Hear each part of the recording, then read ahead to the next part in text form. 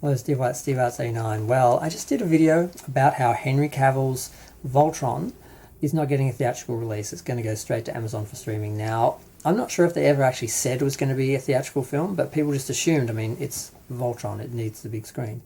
But apparently, it's going to Amazon. And another film that is apparently going to Amazon now streaming is the Highlander movie. Now, it was going to star Henry Cavill and Chad Stahelski. And apparently it was cancelled wherever it was. I can't remember where it was before. Another studio had it, and once they heard the budget was going to be $180 million, they just cancelled it apparently. And then Netflix bought it, but they bought it as a streaming movie instead of a theatrical film, so it's not going to get the release it deserved. Now, honestly, I've never watched a Highlander film. The only one I ever had any interest in was, I think, the third one, because the villain was this really hot black guy with great tattoos and everything. I saw pictures of that, and I'm like, oh, I'd watch that. But I never watched any of the films. I have a vague awareness of what they were and that there was a series at some point. But it's just sad. This is the second Henry Cavill film that's been, degraded down to streaming only. And this just hurts the property because, I mean, you release it in the theatre, it has a cachet, it has some class, and then when it goes to streaming, people want it more because it's something that they could have gotten elsewhere, but they waited and they got it here because they couldn't afford to go to see it in the cinema, or they missed it and now they get to see it on streaming. There's something about that sort of process of a film going through like a journey around different things before it's finally sort of finished and been released everywhere and made all its money. So yeah, it's just disappointing. I mean, it's glad it got saved. I mean, I guess a streaming movie is better than no movie, but just a lack of faith and just I don't know, studios and streamers, they're just competing against each other. And, we're the ones who miss out. We don't get theatrical films when we should.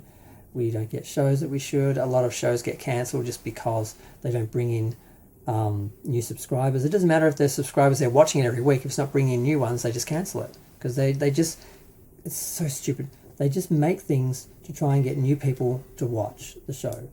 And if they do, that's good. But I mean, you can't. There's only so many people. You can't have every show expected to bring in a whole new, bunch of subscribers. Maybe just the same people are going to watch it and stay there. Maybe only get a few new people. The idea that's the